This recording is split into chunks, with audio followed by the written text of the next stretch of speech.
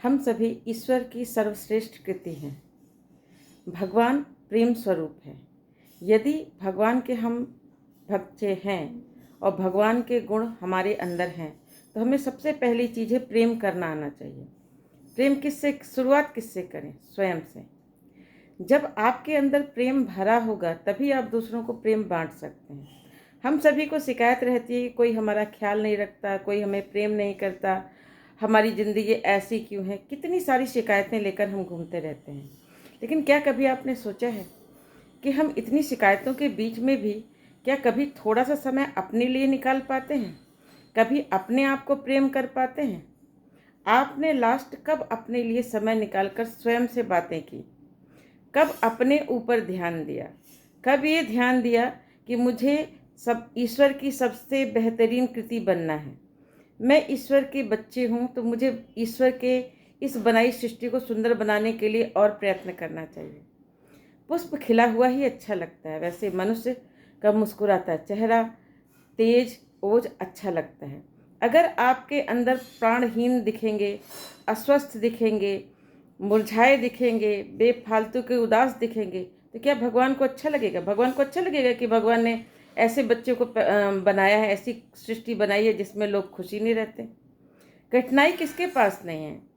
एक चिड़िया थी, चिड़िया ने बड़ी मुश्किल से घोंसला बनाया। एक आंधी आई और उसने उस घोंसले को गिरा दिया। तो क्या चिड़िया रोने बैठ गई? नहीं। फिर उसने दूसरे दिन चहचहाते हुए फिर से घोंसला बनाना शुरू कर दिया।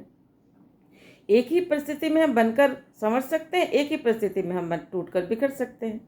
तो सबसे पहली चीज़ ये देखिए कि अगर गुलाब के फूल को जंगल में लगा दिया जाए तो भी वो खिलेगा, आपके घर के गमले में लगा दिया जाए तो भी खिलेगा, 5 स्टार होटल में लगा दिया जाए तो भी वो खिलेगा, और किसी मंदिर में लगा दी जाए तो भी खिलेगा।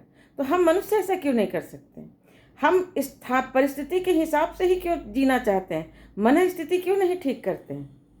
हम जहाँ हैं वहीं स्वस्थ सुंदर प्रसन्न रह सकते हैं। करना क्या है? सबसे पहले सुबह उठ के ईश्वर को धन्यवाद देना है कि भगवान आपने हमें मनुष्य बनाया। अब आपको भगवान ने क्या क्या दिया? हाथ पैर आँख नाक कान मुँह, जो भी आपको अंग अवयव भगवान ने दिए हैं जो सही सलामत है, उनके लिए भगवान को आभार व्यक्त करिए, धन्यवाद दीजिए। भगवान ने आपको बुद्धि दी है, इसके लिए आप भगवान को धन्यवाद दीजिए।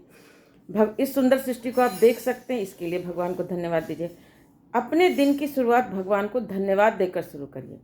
फिर जाइए मिरर में अपना चेहरा देखिए और कहिए मैं भगवान की सर्वश्रेष्ठ कृति हूँ।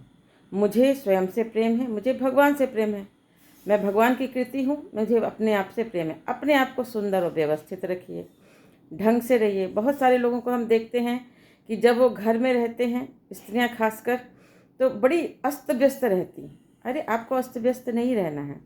सुबह उठकर जैसे लोग ऑफिस के लिए तैयार रहते हैं, ठीक ठाक रहकर काम करते हैं, वैसे आप घर में भी सूर्योदय से लेकर सूर्यास्त तक अपने आप को ऑफिस का ही मानिए और व्यवस्थित रखिए। मैं नहीं कह रही कि आप तुरंत पार्लर जाइए, पार्लर नस्तर धज करा रही, अरे नहीं, जितना साफ सुंदर व्यवस्थित आप रह सकते हैं, पुष्प की तरह खिल सकते हैं, प्रसन्न होकर रह सकते हैं, वैसे रहिए। अपने आप को ढेर सारा आशीर्वाद दीजिए। अपने आप को आंखों में आंखें डालकर मिरर में कहिए कि मैं उस गायत्री मंत्र आप लोगों को आता है ना, ओम भूर्भुवः स्वः तत्सवितुर्वरेण्यं भर्गो देवस्य धीमहि धियो यो न प्रचोदयात्। उस प्राण स्वरूप दुख नाशक सुख स्वरूप श्रेष्ठ तेजस्वी पाप नाशक देव स्वरूप परमात्मा को हम अपनी अंतरात्मा में धारण करते हैं। वह परमात्मा हमको सन्मार्ग की ओर प्रेरित करे। इसी प्रार्थना को आपको मिरर में देखकर इस तरह बोलना है कि मैं उस परमात्मा का अंश हूँ। तो जो गुण परमात्मा में है वही मेरे अंदर में है। अगर समुद्र की एक कुछ बूंद ला दी जाए तो जो तत्व गुण समुद्र में है वही उन बूंदों में भी होगा। तो हमारे अंदर भी वह समस्त गुण है। तो हमें क्या करना है कि हम उस प्राण स्वरूप भगवान के आप क्या है, प्राणवान बच्चे बनना है। तो हमें बोलना है कि हम प्राणवान बन रहे हैं, हम सुख स्वरूप बन रहे हैं, हम दुख नाशक बन रहे हैं, हम श्रेष्ठ बन रहे हैं, हम तेजस्वी बन रहे हैं, हम सर्वश्रेष्ठ बन रहे हैं और हमारी बुद्धि सन्मार्ग की ओर चल रही है। हम ईश्वरीय अनुशासन में चल रहे हैं, हम प्रसन्न हैं, हम आनंद स्वरूप हैं, हमारे अंदर आनंद ही आनंद है। ढेर सारा आशीर्वाद अपने आप को दीजिए। 2 बार अभिमंत्रित जल पीजिए और अपने आप को स्वस्थ रखने के लिए, व्यवस्थित रखने के लिए योग व्यायाम कीजिए। अपनी ऊर्जा बढ़ाने के लिए ध्यान और गायत्री मंत्र जपिए। अपने आप से बेइंतहा प्रेम कीजिए। अगर आप प्रेम करेंगे तो क्या होगा? अभी क्या होता है, कोई आता है आपको कुछ बोल देता है, आप चिड़चिड़ाने लग जाते हैं। क्यों चिड़चिड़ाने लग जाते हैं? इसको एक बात चीज़ समझिए। एक प्रोफेसर ने कहा अपने स्टूडेंट से कि एक चीज़ बताओ कि एक लड़की एक कप में कॉफ़ी लेकर जा रही है, गर्म कॉफ़ी लेकर जा रही है, किसी ने उसे धक्का दे दिया, तो बताओ क्या गिरेगा? तो बोले कॉफ़ी गिरेगी। बोले धक्का दे, अगर उसमें दूध भरा होता तो? बोले दूध गिरता। अगर आइसक्रीम होती तो आइसक्रीम गिरता। बोले अच्छा एक चीज़ बताओ, अगर 4 गुब्बारे हैं, एक में हरे रंग का पानी है, एक में नॉर्मल पानी है, एक में हवा है और एक में मिर्ची का पाउडर भरा है, तो बोले अगर पिन से अगर आप उसको चुभोएंगे गुब्बारे के तो क्या होगा? बोले जिसमें जो भरा होगा वही निकल कर गिरेगा। तो बोले वैसे ही आप लोग दूसरों को कहते हैं कि उसने मुझे गुस्सा दिलाया, उसने मेरा अपमान किया, उसने ये किया, उसने किया। आप दूसरों को दोष देने में बिजी हैं, कभी ये नहीं सोचते कि आपके अंदर क्या भरा है। अगर आपका मूड बहुत अच्छा है, मान लीजिए आपको 5,000 रुपये गिरे पड़े मिल गए, अब आप बहुत खुश हैं और घर आए और बच्चे ने एक कप तोड़ दिया 5 रुपये का, तो आप क्या करेंगे? बोलेंगे कोई बात नहीं बेटा, आगे से ध्यान रखना। क्यों? क्योंकि आप इतने खुश हैं कि वो टूटने की घटना होने पर आपने प्रसन्नता ही निकली, क्योंकि आपके अंदर प्रसन्नता भरी हुई है। अगर आपकी पत्नी कुछ बोल देगी तो आप कहेंगे कोई बात नहीं, क्यों? क्योंकि आप बहुत खुश हैं। लेकिन आप मान लीजिए आपके 5,000 चोरी हो गए, अब घर में वही सीन हो रहा है, बच्चे ने कप तोड़ दिया, पत्नी ने कुछ बोल दिया, अब क्या होगा? 5 रुपए का कप आपको 5,000 का लॉस दिखेगा, क्योंकि आपके अंदर क्या भरा है? गुस्सा भरा है, चिढ़ भरी है। आप वो बच्चे को पीट देंगे, इतना पीटेंगे जैसे मान लो उसी ने आपका 5,000 रुपये चुराया है। पत्नी को इतना भला बुरा कहेंगे मान लो कि उसने ही आपका 5,000 रुपये उठा के ले गई है। ऐसे स्त्रियों के साथ में भी है। अगर वो किसी कारण से घर में प्रसन्न है, पति आएगा उसको बड़े अच्छे से व्यवहार करेंगे, क्योंकि उनके अंदर खुशी भरी है। अगर घर में लड़ाई झगड़ा हो गया, सास से झगड़ा हो गया, ननद से झगड़ा हो गया, किसी भी कारण से झगड़ा हो गया, तो पति आएगा तो उसके ऊपर गुस्सा निकालेंगे, क्योंकि आपके भीतर जो भरा है आप उसी को प्रदर्शित कर रहे हैं।